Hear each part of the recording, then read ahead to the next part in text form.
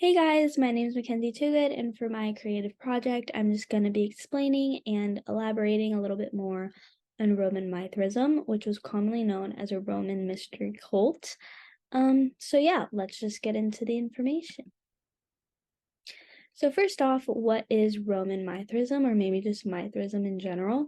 So Roman Mithraism was a pagan religion consisting of the cult of the ancient Indo-Iranian sun god Mithra. So Mithraism itself formally originated from Iran and India, and that's how Mithra really came to be and came to life. But then once it started to spread around Europe and globally, the Romans got a hold of it, and the Romans kind of switched up the creation story and the myths that came from the former regions. So that's why some of the different spirits are different, some of the different stories or myths are different, but it all originated from the same place. So Mithra was known as a divinity of fidelity, manliness, and bravery. And this is something I'm going to go into a little bit later, but these are some of the reasons why people chose to worship Mithra specifically and what Mithra brought to their lives. And yeah, so the cult was accepted because first off, it supported the emperor, and the emperor supported them as well. So the support was kind of reciprocated. And during the time, obviously, if the emperor didn't really support the religion that you were practicing, you most likely wouldn't have been able to practice it. So that mutual support was very important to holding the stability of the cult and really keeping it alive and bringing more members to worship Mithra. And then two, it was accepted because it was based on mutual interest, friendship, and intimacy. And this is something I'm gonna talk about a little bit later as well.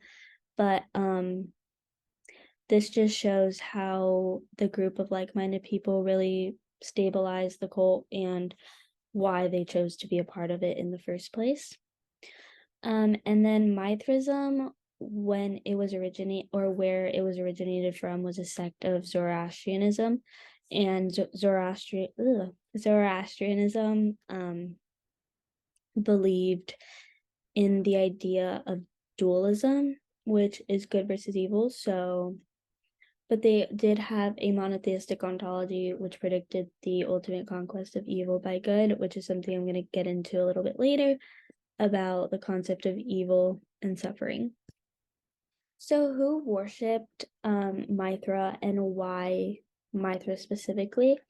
So Roman Mithraism was strictly male only. They did not allow female worshippers.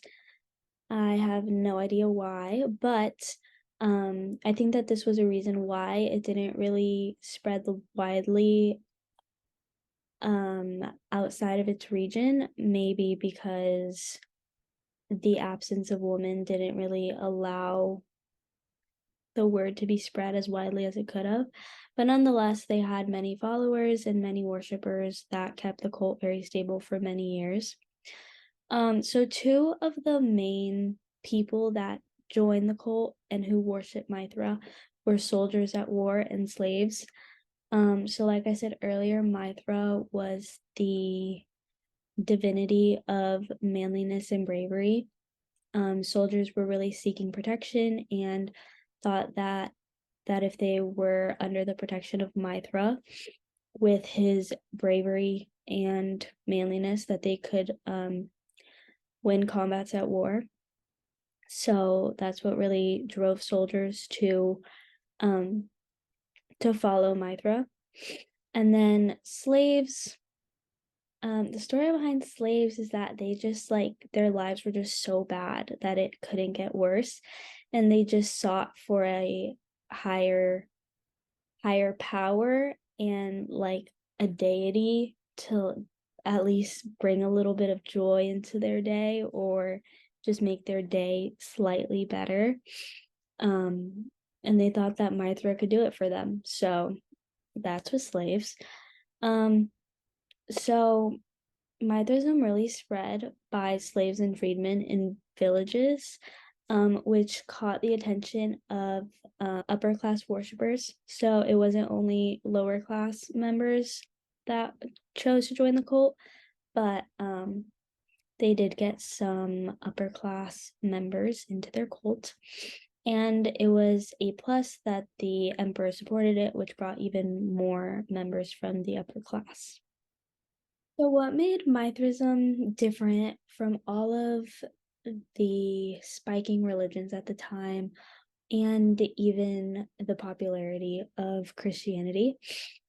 So, Mithraism liked to relate the soul to the universe. They really centralized their ideas around that.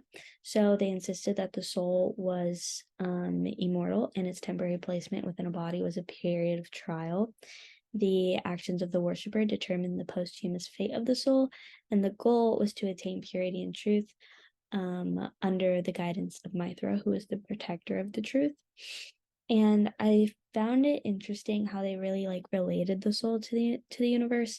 So once the soul had reached Earth, they claimed that the soul had already gone through the 7 planetary spheres on Earth, and through each sphere that the soul had gone through, the more impure the soul had become. So once the soul had then arrived on earth in a body, the soul was already impure, and the goal and the purpose of the worshiper was to kind of undo that impurity of the soul, which I thought was very interesting.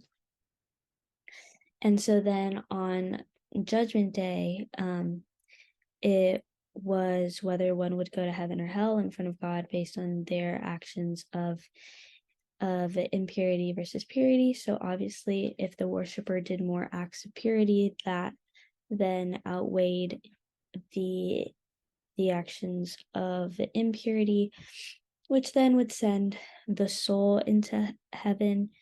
And then obviously, if it was the opposite, more impure than pure, the soul would then be going to hell. So the Mithraism stance on evil, like I said earlier, Mithraism originated from a sect of Zoroastrianism, and in Zoroastrianism, which led into Mithraism, they believed in dualism, the idea that there was good versus evil, but that good would always win in the end.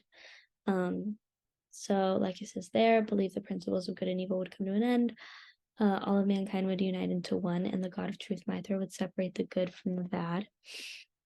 And this really kind of showcases, I think, the powers that Mithra had and why people chose to follow and worship him because of the myths and the stories that were a part of Mithraism that really got people to join the cult. So they believe that the world was a battleground between the good principle, Aurora Mazda, and the evil principle, Arimon. I'm probably butchering both of those things, so please forgive me. The powers of good were identified as light and day, and the powers of evil were identified as night and dark. And then Mithra was obviously a warrior for the good principle, and then in the end, he separated the good from bad, and obviously the good wins. So I think that really just sums up their idea of evil and suffering, in that they believe that it's there, but that they believe that Mithra can conquer all of the evil and separate it from the good, which is why they choose to follow Mithra. And yeah. And then this is just sort of a reference as to what I'm going to be talking about next, the killing of the bull Tauroctony. So I'll just come back to this. So the killing of bull Tauroctony, personally, I did not know what Tauroctony meant before this assignment. So let me tell you what I learned. Tauroctony just means essential cult relief. Like, why did they choose Mithra? What did Mithra do to have them all worship him? Why are they worshiping him? Like, I would sort of call it a creation story, but others may just call it a myth. So really the story behind it is that the good principal, Arura Mazda, came to Mithra and told him to choose a bull and to bring it back to his cave. Mithra did so, and then the bull chose to escape from the cave. The good principal sent a message back to Mithra telling him to find the exact same bull and to slay it. Mithra, under the message of the good principal, did so, but he felt sort of like uneasy about it. But he did end up slaying the bull, and once he slayed the bull, a number of different things occurred. So from the bull came wheat, wine, and the growth of herbs and plants. And essentially, this established a new cosmic order and fertility, and it also sprung new life.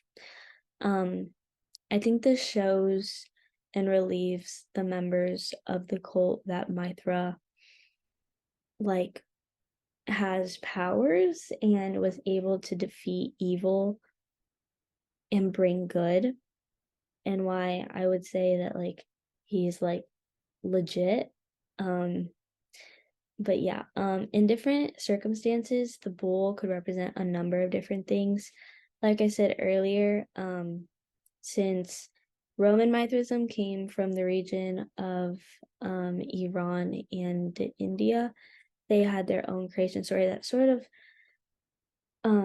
was similar to this. So it could represent a number of different things. So the bull was seen as a symbol of strength and fertility, as well as masculinity, and as lunar and earthly forces. It represented the triumph of male spirit over its animality. And then the struggling bull towards the cave is a symbol of man's troubles on earth. So I think this story kind of just like shows that there is the evil on earth and within mankind, but that it can be overcame with the worship of Mithra and with the help and guidance of Mithra as well. So what I referenced to before in the picture, this is the bull, and from the bull comes a number of different things. And yeah, I just found it interesting that it's sort of like a creation story, and it gives people like the why as to why they're practicing this religion, as to why they're a part of this cult. And yeah, so that is the end of my little presentation. I hope you guys learned something, because I know I did. But thank you for listening. Thank you for watching. Bye.